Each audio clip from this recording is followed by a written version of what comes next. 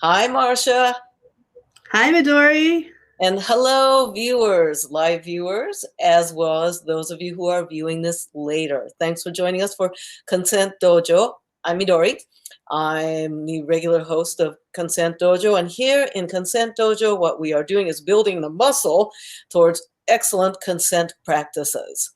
All right. And if you've not checked out the previous episodes, I think it's available for viewing. Check it out because I give a lot of practical homework and assignments. But today we have a very special guest, a dear friend of mine, and an amazing educator, especially around the matter of consent. And I want to introduce to you Marcia B. Hi, everybody. Thanks for So having tell us, me. yeah, oh God, I'm so happy to have you on. And for those of you who have not checked out Marcia's work, please do so. If you are uh, new to sex positive information, sexuality education, kink education, or rope education, um, and if you're focused on rope education, that's great. However, a lot of times there are amazing educators and thinkers that are not commonly in rope subculture discussion. And my job and mission has been to bring in people with amazing experiences. Now, Marcia, what's what's your work education background? Why am I having you talk about consent? Well, so professionally, I help people figure out what they want and talk about it in their sex lives and their relationships and their lives, if we're being honest about it.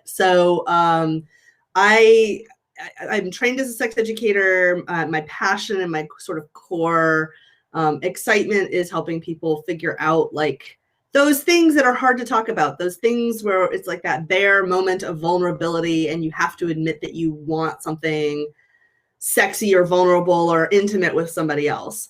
And then how do we talk about that? And then how do we talk about it in a way that is not laden with shame or fear and actually makes the other person be more likely to want to do it? That's sort of my core passion. And I'm the co-founder of Cuddle Party, which is a non-sexual event centered around communication and touch.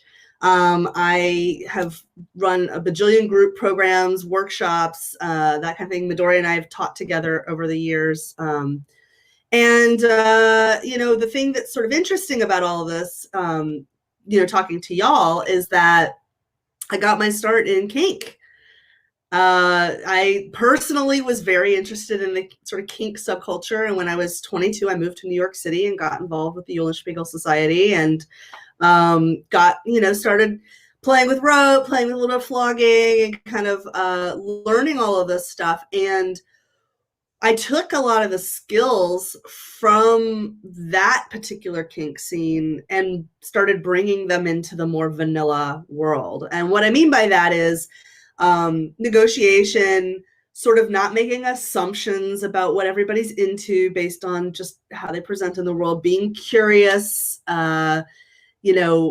making it not like, I remember when I came into the scene, I was 22, this was in the early 2000s, and the people who were a little bit older than us were all confused by the younger generation because they were like, oh, we are heterosexual or gay, we are tops or we are bottoms, and we are monogamous. And all of my generation was like, we're all bisexual polyamorous switches.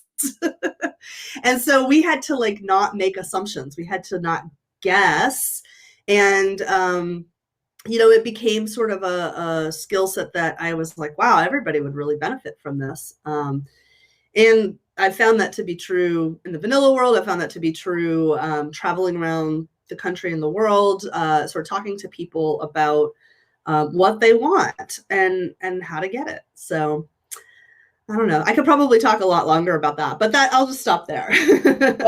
And I am excited about the book that you are working on that'll be out soon. Tell us a bit about that. And it's a unique target market, but it applies, It is. right? Yeah, so I have a co-author, Erica Scott, and she approached me about writing a book called Creating Consent Culture.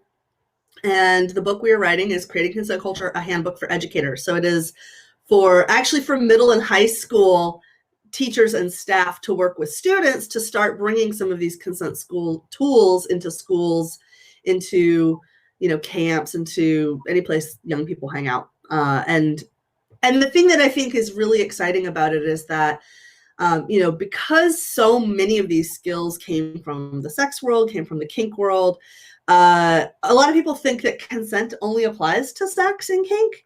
And the fact of the matter is that it's actually about creating a world of interactions where we can sort of be more creative, be more playful, create agreements about how we want to play together, whether that's on, you know, the race course, volleyball, feet court, you know, playground, classrooms, anywhere. It's about respect. It's about not making assumptions. It's about sort of bringing curiosity and more direct communication, which in a more blended world, we need clearer communication, I think, all the time. So I'm stoked about it. Yeah. And I think I told you about my grocery bag example. I don't know if I know this one. Okay. I thought I did. All right. One of the assignments that I gave to previous viewers, and for those of you who are watching us again, yay, is to notice opportunities for consent making in your everyday life, and not just the sex and kink stuff. However, I've got some questions that have come in from previous guests and previous viewers that I've gathered, and some of the wordings I've consolidated. But if you don't mind, let's go for it. All right. So there were several people that asked about, and it consolidates into how to talk about something that I'm hot for, but I don't have much experience, or I have no experience. And, you know, when, let's say I'm new to rope, and vaccine in the world is becoming a reality. So I might be able to go out to real events, but I've never done this. I've been studying on Shibari study, and I'm hot for it, but I don't have experience. How do I talk about this? That's such a good question. So I think when it comes to sexual skills or rope, or, you know, anything where there's like some sort of adult quality, there's also this tendency, I think, for us to think we're supposed to just know how to do it, right? And one of the tools that I like to give people is, when you're talking about what you want to do, sometimes it's about what you want to do, and sometimes it's about what you want to try. And so if there's something that you're like, I know I'm hot for this, but I don't know how to do it, I would recommend using the language of try. Hey, can we try this? Would you be interested in trying this with me? I don't know if this is going to work, but I think it's super sexy. You know, are you up for exploring it with me? Do you want to experiment? Sort of using language that implies that if it doesn't go perfectly, it's not the end of the world. Okay. Can we? Because I think when we talk about, do you want to do this? There's an assumption of, oh my God, do I know how to do that? Not, and you know, we can get really in our heads. But try sort of is the language of play, I would say. So can we try role playing this? Because one of the things I've found around the discussion around consent, which yes, consent is important, but I've found it, and many of my students and friends have also found it frustrating, that we'll talk about consent, but it's so nice to have, you know, specific wording, even script that we can practice. So let's say that, you know, I'm, which one of us will be the one who it doesn't know, if it doesn't have the experience? Well, you know where this is going, so I'll have you be that person. You know where this example is going. Okay. I'll just respond. Okay. So, okay. Hey, I've been doing some of the practices on Shibari study, just like on my pillow, but we've got to date coming up, and I want to do some rope bondage, but I don't. I know I'm supposed to negotiate, but I don't know what to tell you. Well, so I don't really know what I'm doing either, but I think it's going to be really fun to experiment with it. Why don't we try doing some ties on our legs and see how that goes, and maybe play with it for like 10 or 15 minutes. How's that sound? Okay. Now I know I'm supposed to tell you my hard limits and my likes and don't likes, but I don't even know what my hard limits are. So if I don't have that, I've been told I can't. If I don't know what I like and if I don't know my limits, I've been Yeah. told I can't play. Maybe we just stay away from anything we think is going to be a hard limit and just sort of figure out what the soft limits are first. Like, why don't we just play and see how it goes? But like, if something isn't feeling good, you tell me and we can stop. And oh, here's an idea. Maybe why don't we play this time? Since we're both kind of new to this, maybe like this time we'll just play with it, and instead of trying to make it like the super hottest scene ever, we'll just do sort of a play to see how it feels and talk about it as we go. And if something doesn't feel good, we'll just say it then. How's that sound? Okay. You mentioned soft limits. I Mm-hmm. don't know what that is. Okay, I do Oh, know what so that is, but I'm making sure that folks pay attention to soft soft limits. limits. Right. So I read it in a book because I'm playing the character that doesn't know what they're doing exactly either. So I read it in a book, and I think like, okay, so there's like hard limits for things you definitely never want to do, and soft limits are like, maybe today I don't want to do it, or like I don't know how it's gonna feel if we get into it, but like, or like maybe, sometimes my hip acts up, but I think it's okay today, but I don't really know, and we might not know until we get into it. And so I need to like, I might set a limit for right now, and then we can reevaluate. Soft limits. Soft limits. I like soft limits because it gives us that experiential edge where we can sort of feel what it's like. Yeah. I think there's a root. So I'm back in Marcia character. Mm-hmm. Yeah. Role play's not always my strong suit. I think there's this idea that we we're really hot for something, and we want to do it, and like we see all these people talking about it online who maybe have a lot more experience than us, and it's easy to forget that number one, we're still skill building, and it's okay to have sessions that are like, hey, let me try this on you and let's see how it goes. Why don't you try that on me and let's see how it goes, and just communicating as we go, because consent is not just about upfront. It's not about having one conversation and then you're done. It is ongoing.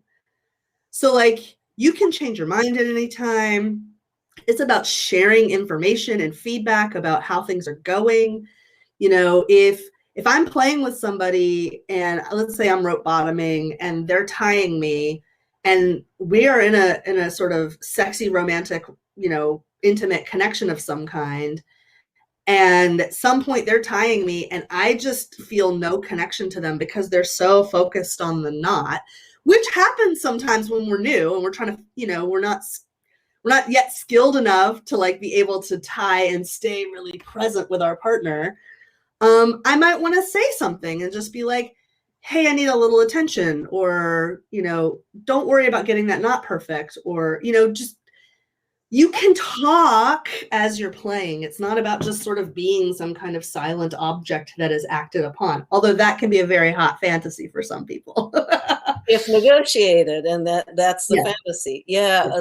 The bit about this, there's a saying that I do in Rope Dojo, that eyes off hands, eyes off rope, eyes on person.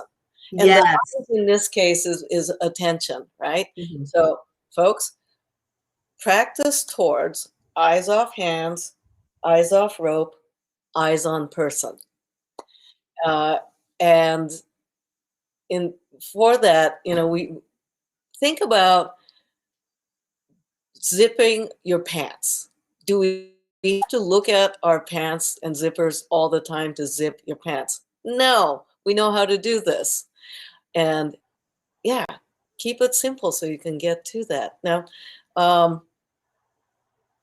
what in our example, I just realized that we both made it not clear as to who was topping and who was bottoming. Yes.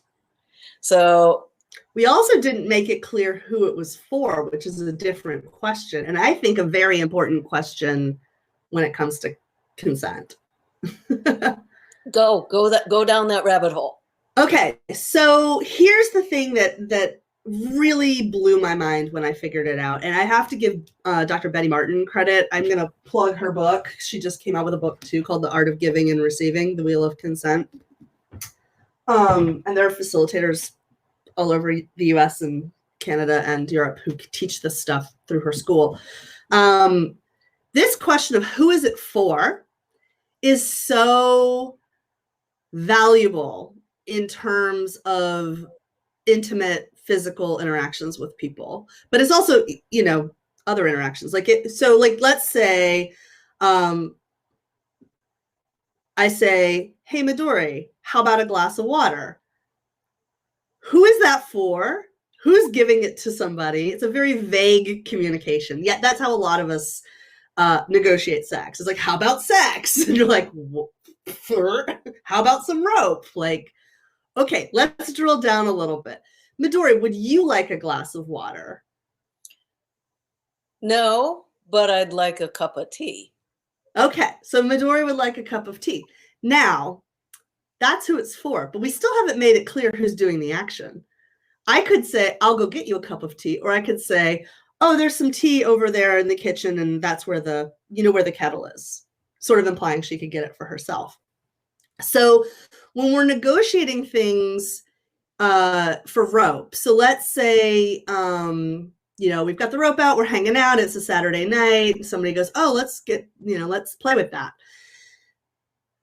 There's so many reasons we could be tying. There's so many sort of directions. Like if I'm tying, I could be tying because I want to have the experience of binding someone up and like feeling in control of them.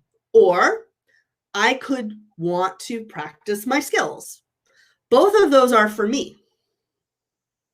Or I could want to find out what you want to experience and how you want to be tied, and then I could try to do it exactly the way you want to do it, and then it's for you.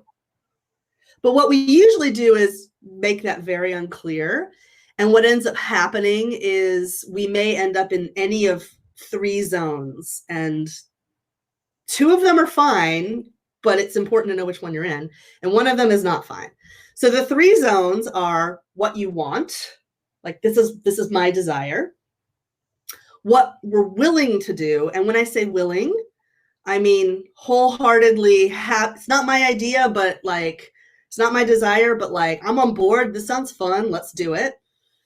Or tolerating, enduring, and going along with. And when I say that, I don't mean in a fun, sexy kink way. Like, I mean, I don't really want to do this and I don't feel like I have a choice, or I'm just going along with it because I don't. And this is the danger zone when it comes to consent, right? And a lot of people get very confused about these 3 things. So I want to break it down a little bit more. If we're doing something that Midori wants, let's say, it may, so I'll just say the 2 of us, we'll just use the 2 of us as the example. If I'm doing something that Midori wants, it could be something that I also want to do. So let's say we found something that's like, oh my God, I am so excited to learn how to do this suspension, let's say.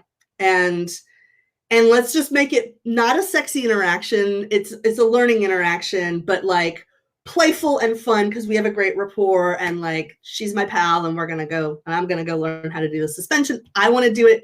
She really wants to get learned on. This is very exciting for both of us. So it's her idea. I am enthusiastically willing, bordering on wanting it too.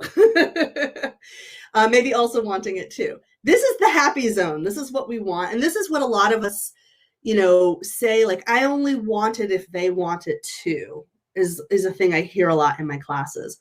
But what we actually mean by that is something a little different.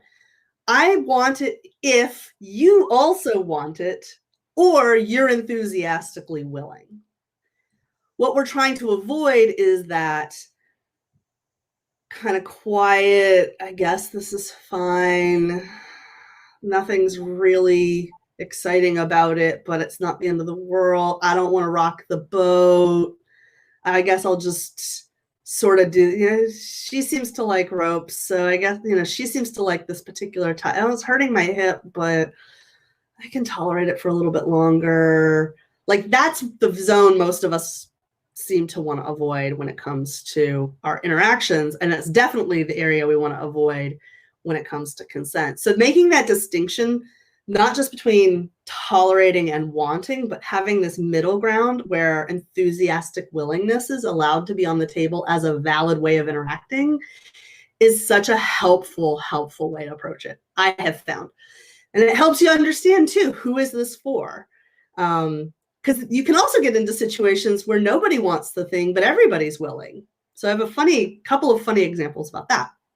Not having to do with rope, but Betty, who wrote that book, tells this story about her partner at the time was like, hey, let's go on vacation. And she says, oh, at the time she was living in Seattle, she's like, oh, how about Victoria? And he says, oh yeah, Victoria is great. And they had this whole back and forth about how cute Victoria was. And then they go to Victoria for vacation. And they're walking down the street and he says, oh, this is so great. I'm so glad you wanted to do this. And she says, I didn't want to come to Victoria. I thought you wanted to come to Victoria. And he says, oh, I didn't. I mean, I'm happy that we're here, but it wasn't what I wanted to do. I would have rather have gone to wherever. She's like, oh, I would have rather have gone there too. But because nobody was saying what they wanted, they ended up on a vacation that was perfectly fine. They were both willing to do it, but neither of them wanted it. And then I told that story in a class, and somebody said, oh, I have a story about that. We almost bought a house like that. And I was like, oh, please tell me more. And they said, well, we were talking about the remodels we could do to our house. And then we were sort of talking about how it would be nice to have more space. And then we started looking at houses every weekend for about 6 months. So we found a house that we really liked. And we got the paperwork and we were about to sign the paperwork. And I said to my wife, like, are you sure you want to do this? And she says, well, I'm pretty happy with our house, but I know you want to do this. And he said, I'm pretty happy with our house too. I thought you wanted to move. She said, I didn't want to move. I thought you wanted to move. So they had spent 6 months of their life looking for a new house that neither of them wanted, even though both of them were perfectly willing to do it. And I told that story in a class, and then somebody says, I had a kid like that. So people can build their entire lives being willing, but when nobody is able to say, who is this for? Like, do you want this? Do I want this? Whose desire is this? You can end up having sex, lives, houses, babies, cars, God knows what else that nobody in the relationship wanted. The desire didn't belong to anyone. It was just a very happy willingness that all those resources could have gone to something much more exciting or interesting or desirous for people. So I'll stop there, but I think this is a really important key. All parties involved imagined that the other one was center to the action. Yeah. And the way that we commonly talk about consent out there, it's the yes or no conversation. Mm-hmm. And the what I call the junior high level consent, right? The junior high level, sophomore level consent of everybody says yes, and having a buy-in can still happen when they're imagining what the other wants. And in the end, all parties are not having the optimal experience.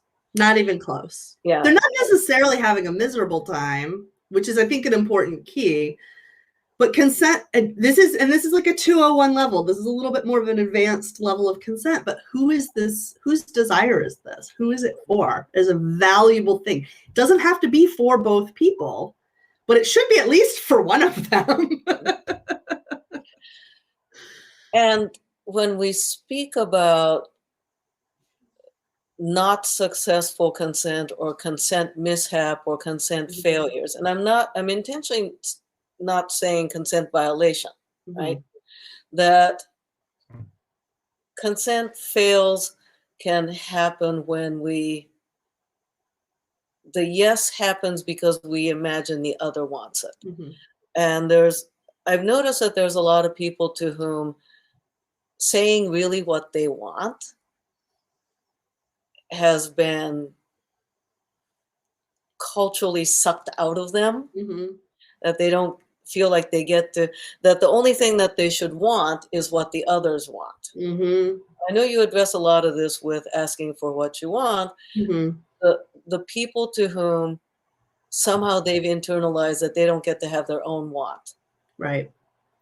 And folks like that stepping into having a consent conversation is very difficult. I'd love to hear your observations and lessons on that. Yeah, I mean, this is part of why I'm such a big advocate of conversations about experimentation and trying and what do you think this might sound fun?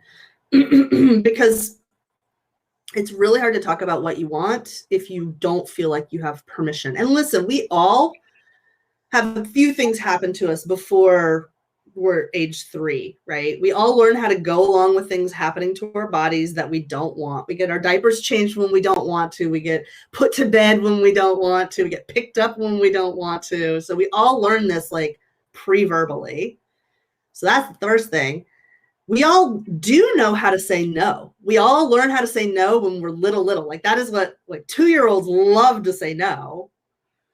But some of us get that trained out of us by our parents, elders, schools, religions, whatever. A lot of us get that trained out of us where we don't feel like we're allowed to say no. And we all know how to say what we want when we're babies. We reach for it, we grab, we stick it in our mouths, we cry when we don't get it. But that also gets trained out of us. And so, you know, there's no one who's never known what they want. So for me, a lot of it is about relearning it. And sort of with the clumsiness of a little kid in some ways, it is, which is not always sexy or hot, which is why I'm such a big advocate of having what I call sandboxes for play. There's a lot of different games you can play in a sandbox, but like having sort of intimate and sexual and sensual and erotic and rope and kink encounters where the point is to practice, not to create a heightened erotic experience, where the point is, so that's why I like workshops. You know, workshops are a great example of a sandbox. Making a date to practice is a great example of a sandbox. Betty Martin has the 3-minute game, which is a great game for practicing the who is it for question. And just like doing skill building as play, but not as I'm supposed to just know how to do this because I'm interested in it. You know, like it's not a, there's even like, just think about it this way. Every movie about somebody learning something has a training montage. You got to have your training montage. And the training montages are fun. They're enjoyable, but it's not the fun peak experience at the end of the movie. You gotta go through the like Mr. Miyagi painting the fence part, you know? Now, I want to move on to another question. Yeah. Okay, so I'm going to put you and me in this to make life easier. Okay. What if I want to do something with you, but not the thing that you suggested? Okay, so So for using your previous example, what if I want to play with you, but not the suspension thing that you suggested? So let's deconstruct this a little bit, because usually what's going on is a couple of things. There's this idea of the activity, there's the relationship between the two people, and then there's the counter offer, right? So there's at least those three things are going on. So you're a no to the suspension idea. And what happens for a lot of people is they go, because those three things are all combined in their heads. So the reason we want to take it apart is you don't want to do the suspension. But the thing that's important in a lot of cases is I want to maintain this connection. I like this person. They're fun to play with. Maybe they're your partner. You know, I don't want to ruin the friendship if I say no. Like, we have a big fear of saying no because we don't want to harm the connection. And then the other thing that happens is we might not have any idea, especially when we're new to this stuff, of what the counteroffer could be. Right? So if you don't know what you want to do instead, and your relationship with me is really important, the connection is really important, it might feel like your choice is, I have to say yes to this thing I don't want to do, or I have to risk losing this connection because I don't know what else we could do together, right? And so the literally the phrase I recommend people saying is, I want to do something with you, but not that. And then the two of you can figure out a third, like a counteroffer together. Or maybe you do know a counteroffer. Maybe you have an idea of what you want to do, like, oh, I want to get tied to the bed instead, or I want to go out into the woods and get tied to a tree instead, or whatever. Maybe you do have like a good counteroffer that sounds fun. You've got a good, now you're negotiating, and the negotiation is part of the consent conversation. You've got a good game around this. I do. The ridiculous ask. Oh yes. Okay. Explain the ridiculous ask. Yeah. So this is a great example of something you can. This is a great sandbox example, right? You can play this at home with your partner or your friends, or at your munch or whatever. So the way the ridiculous ask game goes is you say to your partner, the most, like, in this context, we'll say, like, maybe it's rope related, maybe it's a little sexy, right? Those are inbounds for this version of the game. Midori, will you fly me to Mexico and take me to this one particular resort that has this elaborate play equipment and tie me up in the most, like, contorted things that you can imagine, and, like, play with me for 3 days while we eat exotic food, and do that. Will you do that with me? And according to your earlier example, inside I'm going, eek. That I imagine that there's this false binary. That there's false binary, yeah. False binary that if I want to be connected to Marcia, that all the things that you asked that I need to make happen, or I'm going to risk losing. So I have this false binary of, oh my God. Right. But in the game, what you would do is you would say something you like about the idea. Mm-hmm. Like, you would say no. First you would say no, because you're a no. And you would say something you like about the idea that you can maybe riff on. Okay. Or maybe not, but it's just something you like about the idea. And then if you have an idea for a counteroffer, you can make a counteroffer. Okay. So I would say, no, but I like the idea of going somewhere new to play rope with you. And thought bubble, since I can't afford to go to Mexico and that resort is really expensive and I don't know what the fuck I'm doing, can we get a night at that fancy hotel in town that we always drive by and play with rope? I know it's not Mexico. It's not Mexico, but that sounds pretty fun. So that's an example, right? You could also be like, even so, like ridiculous could go in a lot of directions. Like that was sort of an exotic, like expensive, ridiculous. You could also just be like, well, Midori, you're good at coming up with ridiculous things. So you give me. And are we keeping it in the sexy and ropey, or are we going all out? Well, you and I can both go very clowns. Let's maybe not alienate people too much. Right.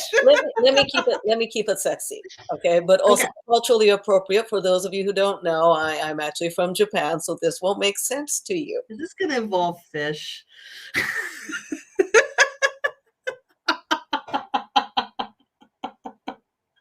I know you too well. Okay, go ahead. Okay, so here's what I want to do. I want to take. I want to have a hot ropey fun with you, but let's see, hot ropey fun, and I want to take a giant thawed octopus from the Chinatown and wrap it around as a hood while putting you in the position of the fisherman's wife, that ukiyo-e print of the dream of the fisherman's wife, but like strap an octopus to your head. Okay. Not that, no. Definitely like the idea of hot ropey fun with you. I'm a no to anything involving seafood. However, I'm kind of intrigued by the suction thing. Maybe we could get some of those, what are those things, the little glass things that you can put on people's backs and have it be like little sucky? Oh, yeah. The Asian medicine, the cups. Yeah, the cupping. Yeah, maybe we could do like pretend octopus instead of real octopus. How's that sound? Yeah, okay. Okay. I have a cupping set somewhere. Yeah. Okay, there we go. If I don't have a cupping set, can I just like use my mouth and pretend I'm like a big... Sure. Just leave lots of hickeys on me. That sounds fun. Just no real octopuses.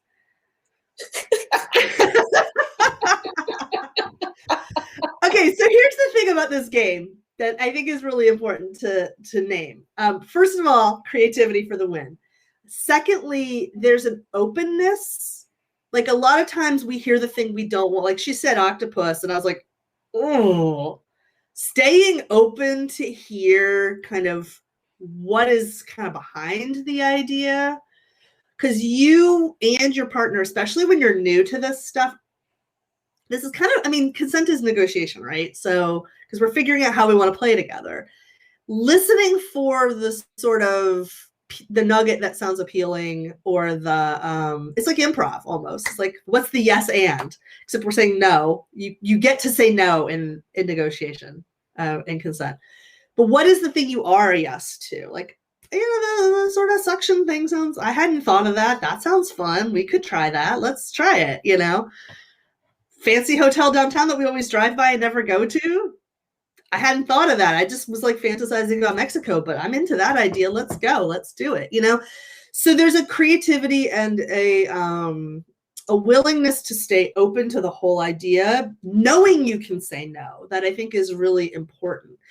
And because so many people feel that concern of, I'm going to lose this connection if I say no, that counteroffer becomes such a powerful way to like reinforce, yeah, you get to say no, because you can always make a counteroffer. And even if you don't have a specific counteroffer of like suction cups or hotels, you can say, I want to do something with you, but not that. Can we come up with something else? And then you can come up with it together. So I think that's such an important piece. We don't talk enough, I think, in consent conversations about the fear of loss of the person. Or the fear that the fear that they will think you're rejecting them. And I'm not, if I want to maintain the connection with the person, I'm not going to reject them, even if I'm rejecting a specific idea, even if I'm a hard no to like playing with anything remotely like an octopus. I'm not rejecting Midori. I'm like, no, we're not doing that. That we will do something else together. Can you go over the structure again of the ridiculous ask? Because I've heard you recommend this as a Yes. game to play, and how can the viewers Mhm. practice this Yeah. without finding themselves suddenly in that situation? So it's a turn-taking game, right? We each get to ask and you each get to say no. The structure of each turn is person A comes up with something ridiculous. Well, I will say this first. Decide the parameters of the game. Like if you're going to play this with strangers, it might be different than playing with your partner, but of what you want to have inbounds and out of bounds. So maybe have specifically, because this is Shibari study, that something to do with rope. Something to do with rope is a great parameter for this game. So what it can be anything you want except for cruel and violent, and has to do with rope. For example, person A will make whatever ridiculous request they can come up with that is not cruel or violent and has to do with rope, and could be as wild and as ridiculous or even tame. It can be very tame. You could try to make it, your ridiculousness could be to try to make it as boring as possible. Like that's another fun direction to take it. And then person B says no, and the no is really important. You're going to say no first. I'm a no to that. Nope, we're not doing that. No. No, no, no. And then you come up with something you liked about it. No, but I like the piece about blank.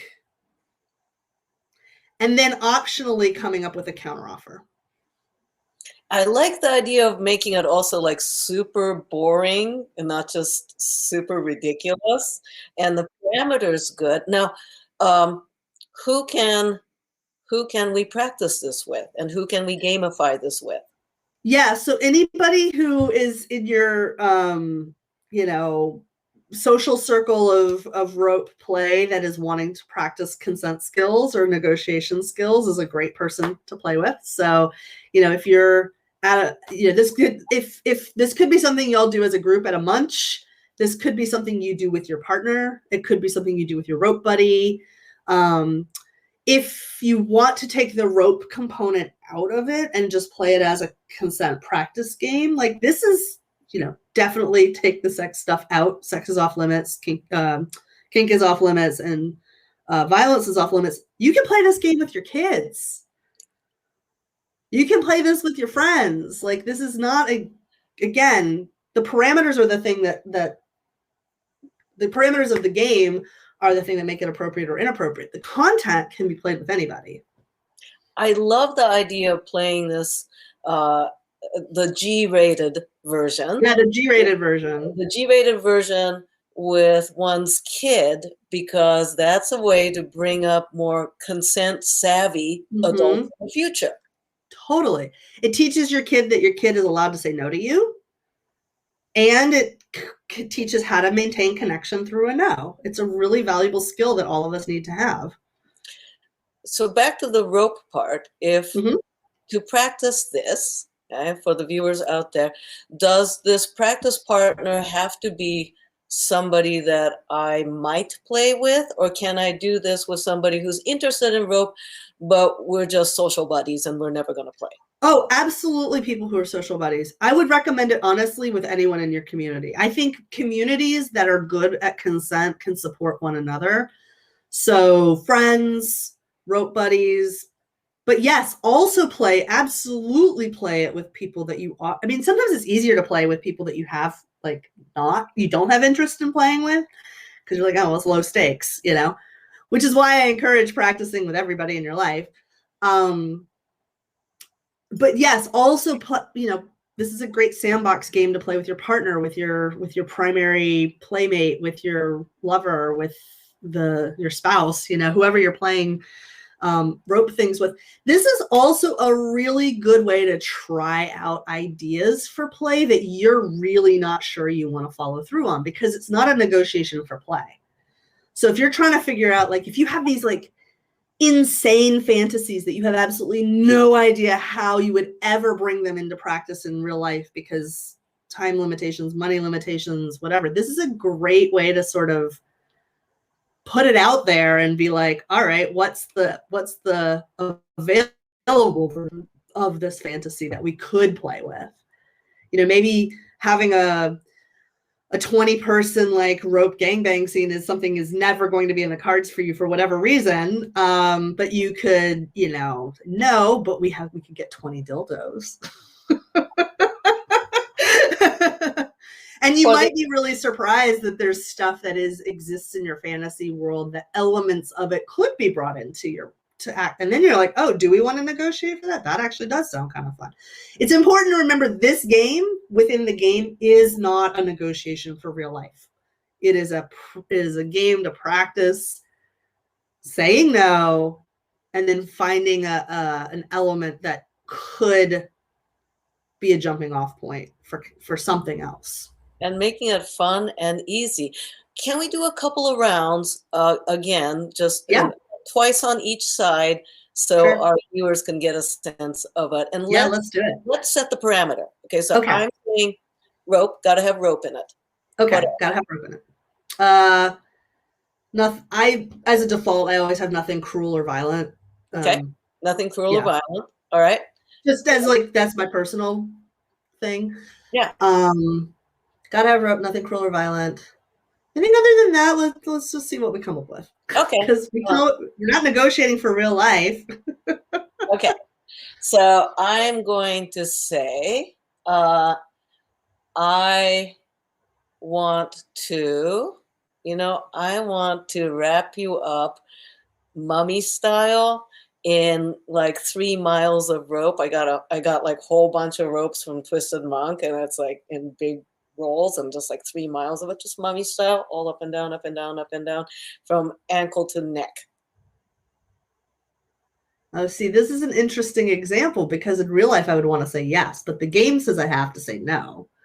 Okay, so no.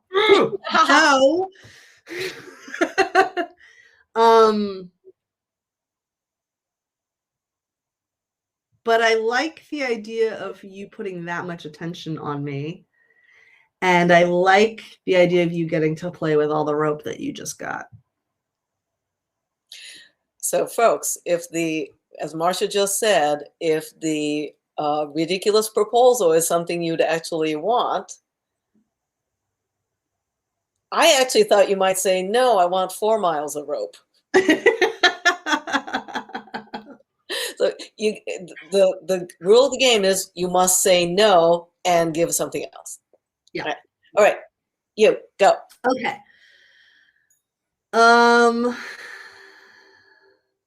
So Midori, I know you've got like lots of interesting art access to things. I was thinking it could be really fun if you got some like incredibly expensive and luxurious hand-dyed silk and very sensually wrapped my face in it and made me into a work of art that then you could parade me in front of an audience to show off what an amazing piece of art I am.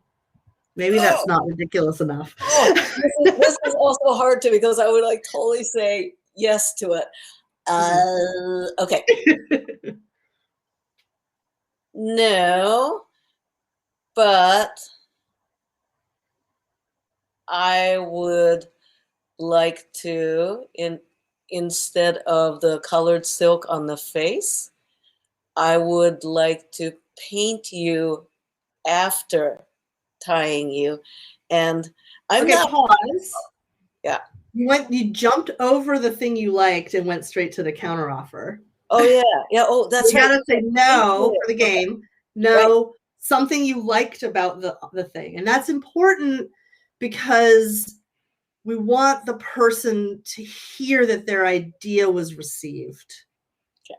And not just go straight to the counteroffer. And it's a good way of owning your desire, owning the thing that you want, that you like in the thing. So, all right. Let me try it again.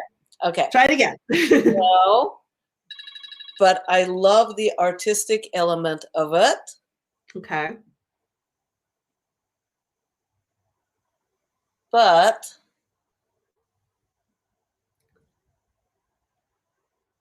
I would I love the artistic element of it, but I would like to do that with just a camera video to your partners, not just a Mm, bunch of people. I want it to be people that are intimate with you, not and mm. with the camera distance, because I'm not ready COVID wise to be in front of a bunch of people. Beautiful. So the no, the what you liked, and a counteroffer. Mhm. Beautiful. And the counter offer in this case, folks, included my own COVID limitations, and it may also be a privacy limitation Mhm, that mhm. an imagined audience of the world is actually like 2 or 3 partners. Right, right. Right, and so this is a way that you can also start to the ridiculous requests. I don't know that either of us were as ridiculous as we could have been because I think we were both playing to what we know about each other. I think so, keeping it within, there's the super ridiculous, right? Yeah, yeah. And then there's the I could, but it's like a refinement. It's a refinement, and the again, you're saying a clear no, no, not that. Here's something I liked about it. What about this idea? And then you can just keep going back and forth and you can keep saying no, but the tendency is probably because you're saying I like this, the tendency will be towards a refinement of something you both not just are willing to do, but something you both want to do. But again, I recommend playing this as a turn taking game and not as a negotiation to really play with it. And then once you develop the skills, then it'll come really much more naturally in your actual negotiations. So then the parameter, and one of the elements of the parameter, so parameter A, B, and the C on the parameter is this is not a negotiation. This is not a negotiation, yes. In this case, it would be, it's about rope, not cruel or violent. What was that? Cruel or, yeah. Not So cruel or violent. Not actually cruel or violent. yeah, about must include rope, not actually cruel or violent, and we agree that this is not a negotiation. Right. Then the Right. structure is the ask, Mhm. followed by no, No. what I like, and counter. Optionally a counteroffer. Optional counteroffer. Okay. Because sometimes we don't know what we don't have anything for a counteroffer, but it's still valuable to just be like, no. But what I like, even if nothing appeals to you, you can just be like, no, but I like that you asked. Actually, can you talk about that? The no, but I like that you asked, because being able to say that and now I'm moving into negotiation. Sure. Which is really what consent is, right? So consent is not just permission getting. Like you were talking about the yes, no, that very middle school thing. That's based on gatekeeping. Somebody has the thing you want, you're trying to get it. It's not treating the other person as a person with full desires of their own. It's a good start, but it is not the fullness of consent. What consent is an agreement about how you and I together as full people are going to play. So there are times in relationships, there are times in in a discrete interaction where you have nothing to give. The kids have driven you crazy. You've been working too much. You've been on an airplane. You are completely COVID stressed out, whatever it is. And the tendency and so outside of the game, like your partner asks, hey, do you want to do some rope? You're like, don't. Like a really good way to maintain the connection, to communicate, like, I want to keep having this conversation with you. This is not a no forever, is to say no, but I'm glad that you asked. Bring it up with me again in a week after I've slept, after you fed me, whatever. You can talk about what you need, or you can just say no, but I'm glad that you asked. Right. And it's What it's a validating that asking is an important part of the relationship. What if this is a situation, another situation with the no but thanks? What if this is at a munch or a play party and somebody I don't know or somebody I'm genuinely not interested in playing for whatever reason? Maybe I really like them as a friend, or maybe I just don't even know them. Right. This is actually a really important question, because the question of whether you really want to maintain a connection with this person is very central to how you respond. And I think there's a lot of confusion about saying no, because it's like, oh, well, no is enough. You know, no is a complete sentence, which is a thing that I teach. Like, no is a complete sentence. That should be all you have to say. You do not have to explain yourself. But I think it's valuable to have a self-check.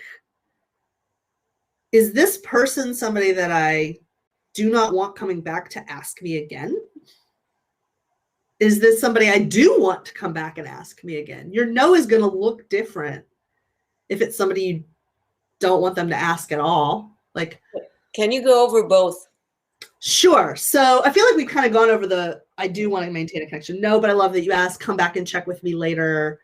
Don't say maybe later. Say no, come check with me later. No, but come check with me later. And what's the difference between those two? So a no closes the interaction in the moment.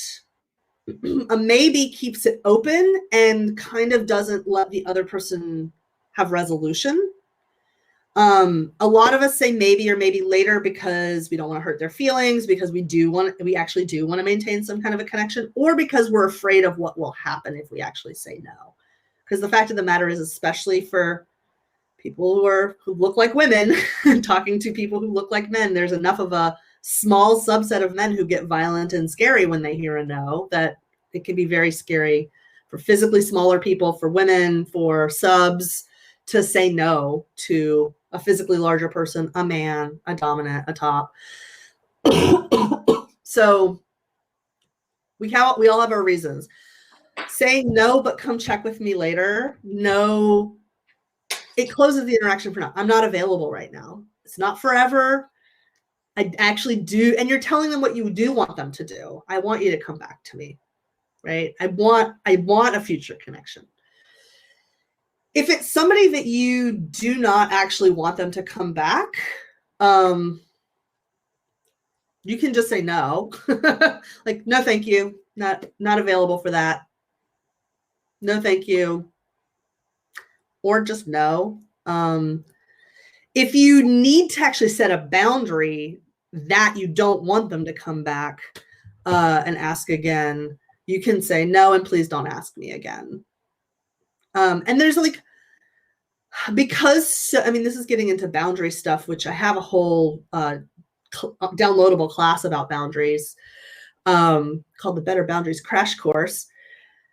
But when we get it, a lot of times we feel like we have to be actually angry or upset with a person, especially somebody we don't know, in order to set a boundary. And I like to set boundaries before I'm pissed at people. Because then I can still like have some bandwidth, you know, for them. I like to set boundaries before I'm resentful. Resentment and anger are pretty much the two surest signs I know of that a boundary has already been crossed. So ideally, you're setting that boundary and you're saying, no, please, no, and I'm not available. Please don't ask me again. When you're not angry, you can say that with a smile on your face. And if that's something that's important to you, learning how to do that. Some people it's not important to. I grew up in the South where that kind of interaction is very, very important. And then I moved to New York where you can just say no and you just keep going with your day. So some of that is cultural. I want to get into a refinement. Yes, please. That you explained really well on. And I'm going to play devil's advocate here. Okay. No, maybe later. Mm-hmm. Isn't that the same thing as no, check in with me later? No, maybe later is fine. Maybe later is the thing that I'm trying to avoid. Yeah.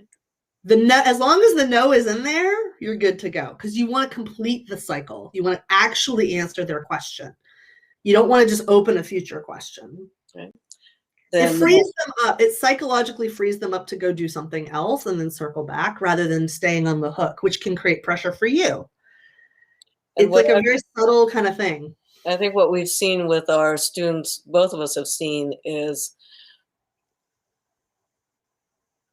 the hazard of maybe later and the strategies of why many people have come to say maybe later when they mean no. Right. Right.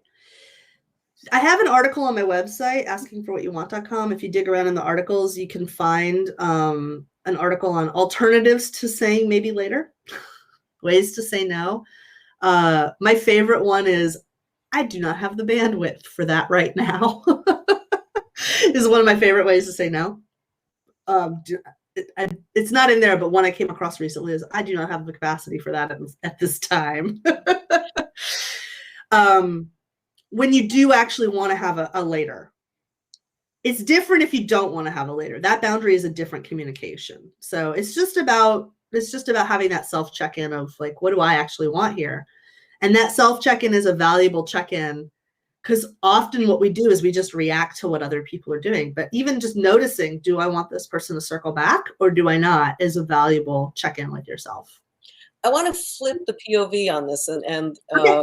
and viewers, I hope you're finding this helpful. And I know we're going into the nitty-gritty, but there's so much nuance in what Marcia's sharing with us that I think it's worth going over. I'm going to change the point of view. Great. What if I'm the person asking and the other person says maybe later, or if I'm not sure if what sounds like consent, and I'm not sure if this is from socialized habit, because I know I've heard that some people, maybe I'm on the topping side, maybe I'm on the dominant side, and I have this awareness. And in the last episode, we talked about different pre-existing privilege that were coming into the conversation. Say, a male-appearing person who wants to top and dominate coming to talk to a female-appearing person who I want them to submit. And the awareness that there may already be a power dynamic before going into negotiation. So maybe I know that. Maybe I've internalized that. And I get an answer of maybe later. What do you do with that? Yeah. So I'll tell you what, as a top-leaning person who is clearly presenting as female, the way I tend to handle that is to actually make the implicit explicit and say, I'll take that as a no for now, but I'll circle back around later to check with you. Does that sound good? Okay, so I'm going to do a little side note here. I hate, is that okay? I hate it. It is not the question to ask to have a good sex life. It is the question to ask to have an okay sex life. Also, nobody knows what it means. Does that mean, do I have your permission? Does that mean, will you hate me? Does that mean you'll tolerate it? No. So I like asking, does that work for you or is that good? So I will say something like, I'll take that as a no for now. And you can make that playful and dominant. You can be like, all right, then I'm going to take that as a no for now. And I'm going to come back later. Is that good? Is that good for you? Can I say a few times? And that's not the only way to do it. That's just how I do it. Yeah. Go ahead. Okay, so let's have you as the person who wants to dominate with rope approaching me. I'm going to say maybe a few times.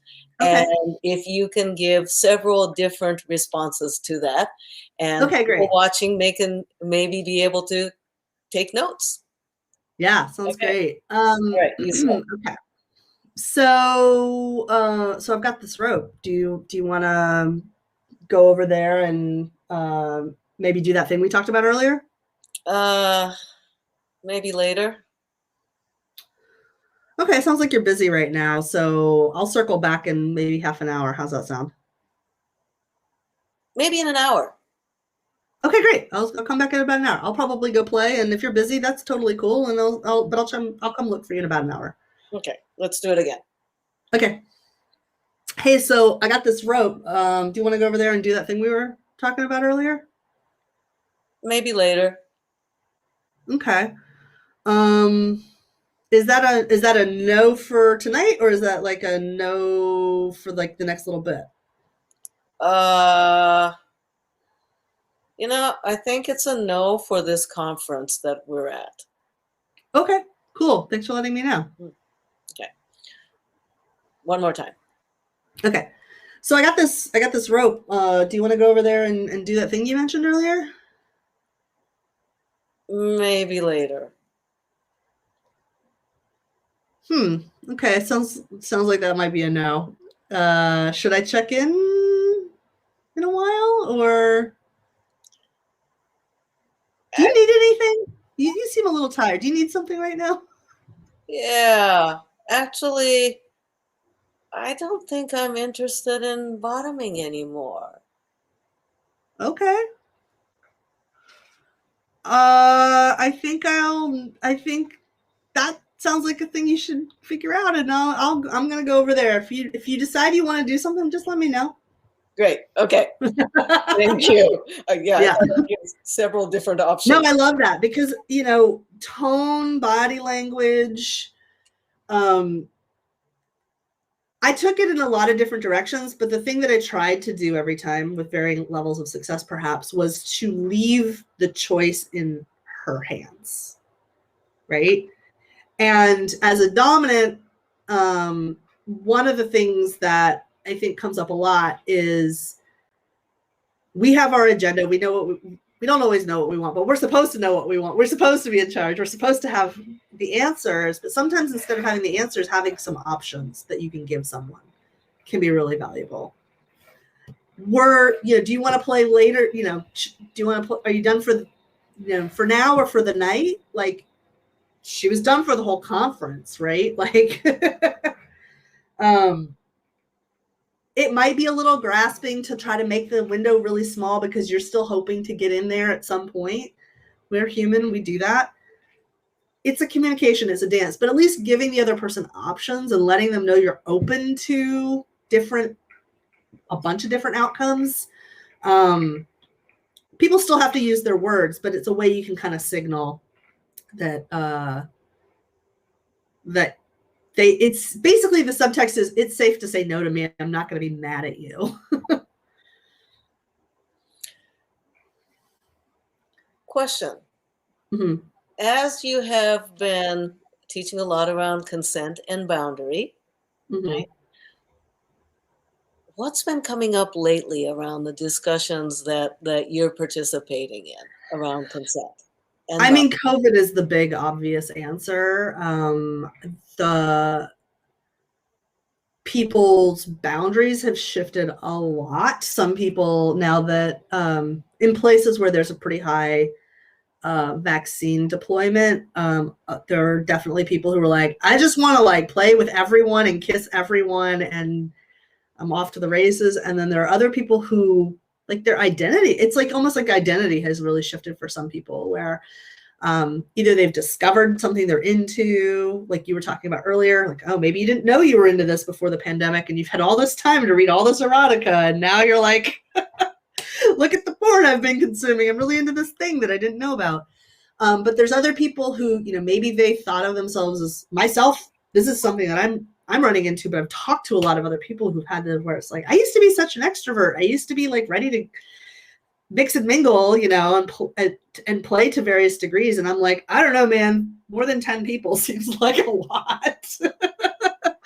So I think the biggest thing I'm seeing around consent is, one, people have a lot more awareness of basic consent conversations than they used to, asking, this is stuff that those of us who had to deal with the AIDS crisis are used to, but a lot of monogamous younger people especially have not ever had to have the, so have you been tested? Have you been vaccinated? What's your status conversation? That's a new thing for a lot of people.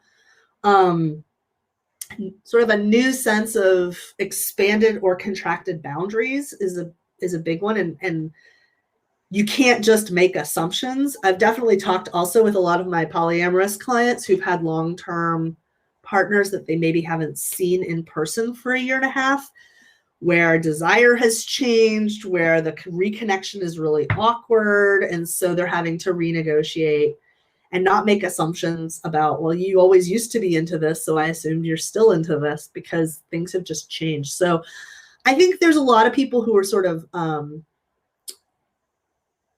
more conscious of non-sexual consent conversations, for example, around masks, distance, hand washing, that kind of thing.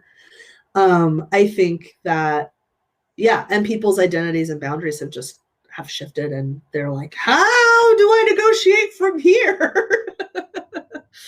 And I'm a coach, so I do work with people on this kind of thing. And if that's something that anybody watching wants help with, you can go to the Work With Me page, set up an appointment. We can chat. I know Midori helps with some of that stuff too. So where do people find you? Askingforwhatyouwant.com. You can poke around in the articles for the ways to say no. You can click on the Work With Me page. Oh, I can't believe I forgot to say this. If you go to askingforwhatyouwant.com/consent, you can download my free work, like it's a PDF workbook and an audio on how to do consent in a sexy way. That's the thing I should have said right up at the beginning. So yeah, I have a free download, askingforwhatyouwant.com/consent, and check it out. And they'll give you some tips on how to use your voice and gatekeeping and some of the things we talked about in here. It goes into more depth on. I've got a question for you. Okay. From the viewers. Okay.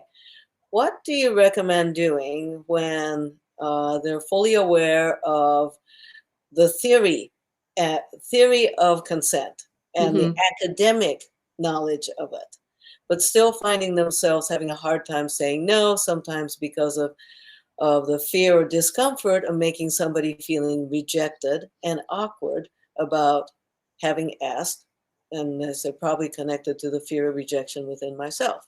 So they know the theory, they know the academics, and when put in practice, I mean, the answer is practice in non-sexual situations, practice saying no to things that are low stakes in your life, practice setting boundaries with your coworkers and your boss. No, I'm not going to stay late. No, I'm not going to make the brownies for the school picnic. Just practice saying no where it doesn't matter. It makes it easier to practice saying no where it does matter. The other thing I would say is in your intimate relationships, asking your partner for help around it, asking them to affirm you when you say no, asking if they will celebrate your no with you, asking if they will encourage you even when it feels bad to them. Because at the end of the day, the reason no is so important is if I know you will say no to me, I can trust your yes. Because if you're saying yes when you're a no, I never know if it's safe to do whatever you're saying yes to. I don't know if you're going to resent me later. I don't know if you're going to be hurt. I don't want to hurt you, so I better not do anything. And now we've got a very stagnant relationship. But if I can trust your no, then I can trust your yes. And then if you are saying yes, I know that it's like, oh, you want to do this edgy rope thing? You want to do this edgy kink thing? You're saying yes, and you've been saying no, then I trust it.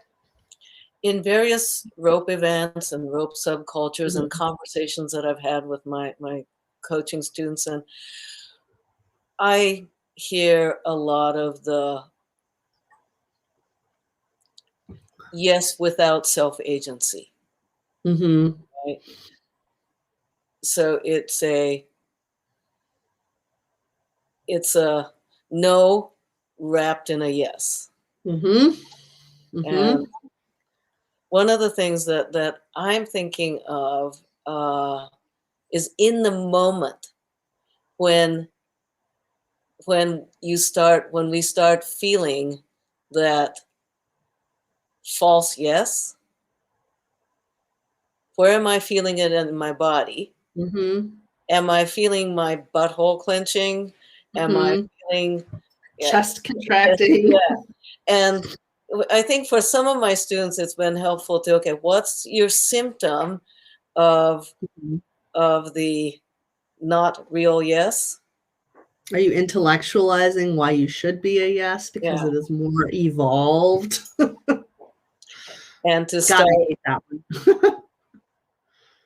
start with noticing in the body when that happens. And what I've found is when, for the students to whom this works, that moment of noticing that my chest is tightening or I just sat back a little, that moment of noticing is like that half a second Mm-hmm. to have that conversation with the self, the half a second to, instead of reflexively saying, okay, that dreaded okay. The dreaded okay. The reflexive, habitual, socially conditioned, perhaps even trauma implanted. Mm-hmm. Yes, instead of that, to have a moment of going, oh, chest tightening. Oh, Mm-hmm. I leaned back a little. Oh, my butthole tightened. Mm-hmm. Okay. I'm about to go do the reflexive yes. What was it that Marcia said I'm supposed to do? And the shorthand is, if you're a maybe, say no. If the shorthand is, for the next week, anytime you catch yourself trying to force yourself to be a yes, pushing yourself, that clenching, those symptoms, the intellectualizing, it's a maybe. There might be pieces of it you're a yes to, there's pieces of it you're a no to. You need some space to pull it apart. And a lot That's of it why seems to be, no buys you time to figure out what's true for you. and a lot of the, not for everyone, but for many people, the reflexive yes is a habit. Mm-hmm. I call it the habitual yes. Right, the habitual yes. In the book. The habitual yes and the habitual not no. Habitually not saying no, right? Mm-hmm. It's about breaking a habit. Mm-hmm. So any further advice on the habitual yes? Well, I think, the main advice I give is really the advice that you just gave, which is, if you can't notice it ahead of time, at least notice it after the fact. What were those symptoms? And then just shortening that turnaround time till you can actually get ahead of it. The other thing that I look for in myself and in my clients and in my friends, honestly, is resentment and anger are signs that your boundaries have already been crossed. Either you crossed them or somebody else crossed them. And they may have crossed them, or you may have crossed them because you didn't know they were there, which is, it happens. But anytime I'm feeling resentful, then I just sort of put on my detective hat, and it's like, all right, what did I do? What did they do? You know, what didn't get said? What did get said and was ignored? So yeah, there are assholes in the world. There are narcissists. There are sociopaths who will just try to take advantage of you. That is true. I have found it to be the case that people who care about you rarely are trying to just aggressively cross your boundaries or, violate you in some way. And what's much more likely to be the case is either something didn't get communicated or something did get communicated, but it was misunderstood. And so it's, you were talking earlier about consent. I forget the words you use. I use consent incidents, where it's not an intentional violation. That is such a common thing, right? Like, it happens all the time. And the way to prevent it is to just practice and get better at it. And it's better on all sides. The gatekeeper model of consent, where one person wants something and the other person is just there to say yes or no.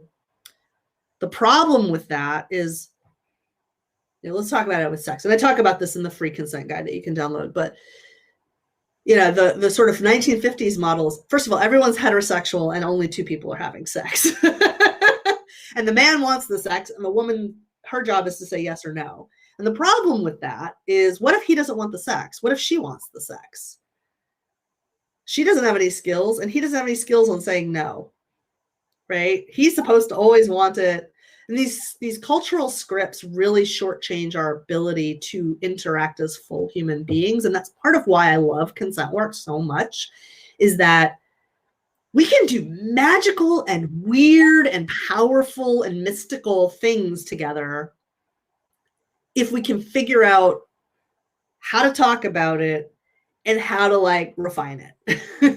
And that's what a consent conversation is, you know, being able to say what you want and being able to say yes or no to what other people want, or throw counter offers, or tease out like, I want this part and not that part. I want you, but not that. I want this piece, but not that piece. That takes some skill, and it is, you know, because people always come at us with new stuff all the time. Having some like little tools, like if you're a maybe, say no, or looking for the resentment, or looking for those symptoms, those will at least help guide you as you develop the ability to communicate the things you want. And I just want to be clear, the reason we're talking about such advanced stuff is that rope is kind of an advanced thing. So, you know, there are a lot of consent conversations that are a lot easier than this. Like, hey, will you get me a cookie? No. Like, that's not super complicated. Like, will you pick up the kids today? No. You can. Yeah, I have a lot of other discussions that I want to have with you around this. Yeah. I hope that you'll come back. Yeah, I hope you'll be up for coming back again, because it's like such powerful things to share. Now, in the last few minutes here, okay, we've given them the challenge of the no, I like, but the ridiculous ask game. Is there any other homework that you might want them to do between now and the next Consent Dojo? I think I actually want to keep riding this little no hobby horse for a little bit longer. I would recommend for the when's the next one? 2 weeks? Next month? It's in a month. It's in a month. So between now and next month, I would say if you're a maybe, practice saying no clearly. And if it's something you do want them to circle back around on, tell them that instead of saying maybe later or dodging it. Practice saying a clear no in your life, especially to the people you love. And then the other thing I would say is pay attention to those symptoms, as Midori called it, of when you're trying to turn your no into a yes, when you've got that habitual yes. And I would include resentment and anger as clues as well. So somatic clues, intellectualizing why you feel like you should be a yes, even though you're actually a no, and resentment and anger would be kind of the broadest version of that. Because I think if we can start to really tune into those sorts of distinctions when we're tolerating and enduring and going along with something versus when we're wholeheartedly willing to do something else that somebody else wants, once we start to tease those apart in ourselves and to notice the difference between when it feels like I'm giving a gift I'm excited to give versus when I'm like, oh God, I guess we can do this. It's a game changer. It's a total game changer. So that would be my assignment, is do some ridiculous asking and pay attention to how a true yes versus a habitual yes feels. Nice. And once again, where can people find you, including social media? So I am askingforwhatyouwant.com or askingforwhatyouwant.com/consent if you want that free consent guide. And on social media, I'm most active on Instagram, but I am on basically everything as Ask Marcia B, Marcia B. Ask Marcia B. And I'm so glad you do the Marcia B thing, because your last name is, even after years of friendship, it's got a lot of consonants in it. I don't know what to say. So, at Ask Marcia B and asking for what you want. Thank you. And hey, when are we going to hang out? I'll text you. We should go for a hike. That'll be good. All right. Yeah. Although you're way more in shape than I am after this pandemic, so we'll go on an easy hike. Any projects coming up that people should be aware of? I'm asking you to pinch yourself on what's happening right now. So it's not announced yet, but I will be doing a class in August about how to figure out what you want. So that's a thing I get a lot is, but I don't know what I want. I don't know how to ask for what I want because I don't know what I want. I don't even have a name for this class yet. I'm putting it all together now. It'll be either in mid or late August. So if you're interested in that, follow me on social media and or get on my newsletter list, which you can do on my website. Cool. Yeah. So with that, and folks, where to find me is Planet Midori. So it's everything Planet Midori. PlanetMidori.com, Instagram, Twitter, Facebook, Planet Midori. I've got some other classes coming up too, and I'm regularly here at Shibari Study. I also do my own things, like I've got an upcoming class on So You Want to Do DS. And that one, also consent and boundary, is so important. So important. Oh my God. People imagine that if you're playing with DS or having a DS relationship, that somehow on the S side of things, the no's disappear. That's not the case. So find us both online, and we look forward to seeing you next month. Consent Dojo, you can see the videos, I think for free for until the next one, free for a month. And for those of you who are members of shibaristudy.com, it will be in the archives. You can always turn to.